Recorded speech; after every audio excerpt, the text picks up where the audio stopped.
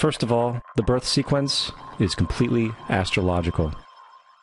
The star in the east is Sirius, the brightest star in the night sky, which, on December 24th, aligns with the three brightest stars in Orion's belt. These three bright stars in Orion's belt are called today what they were called in ancient times, the Three Kings. And the Three Kings and the brightest star, Sirius, all point to the place of the sunrise on December 25th.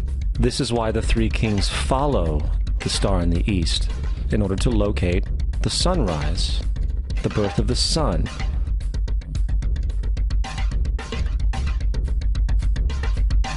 The Virgin Mary is the constellation Virgo, also known as Virgo the Virgin. Virgo in Latin means virgin. Virgo is also referred to as the house of bread, and the representation of Virgo is a virgin holding a sheaf of wheat. This house of bread and its symbol of wheat represents August and September, the time of harvest. In turn, Bethlehem, in fact, literally translates to house of bread. Bethlehem is thus a reference to the constellation Virgo, a place in the sky, not on Earth. There's another very interesting phenomenon that occurs around December 25th, or the winter solstice. From the summer solstice to the winter solstice, the days become shorter and colder. And from the perspective of the northern hemisphere, the sun appears to move south and get smaller and more scarce. The shortening of the days and the expiration of the crops when approaching the winter solstice symbolize the process of death to the ancients. It was the death of the sun. And by December 22nd, the sun's demise was fully realized, for the sun, having moved south continually for 6 months, makes it to its lowest point in the sky. Here a curious thing occurs. The sun stops moving south, at least perceivably, for 3 days.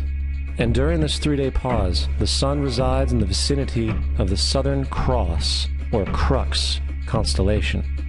And after this time, on December 25th, the sun moves 1 degree, this time north, foreshadowing longer days, warmth, and spring. And thus it was said, the sun died on the cross, was dead for 3 days, only to be resurrected or born again. This is why Jesus and numerous other sun gods share the crucifixion, 3-day death, and resurrection concept.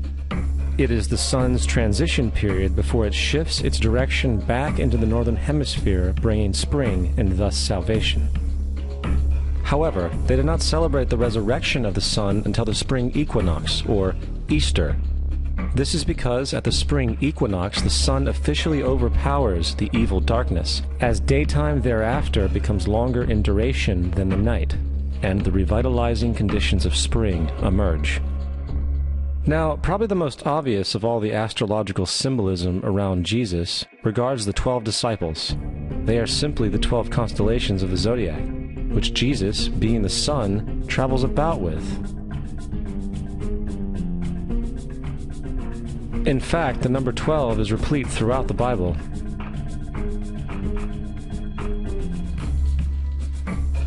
Coming back to the cross of the zodiac, the figurative life of the sun, this was not just an artistic expression or tool to track the sun's movement. It was also a pagan spiritual symbol, the shorthand of which looked like this.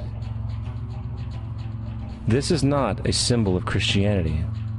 It is a pagan adaptation of the cross of the zodiac.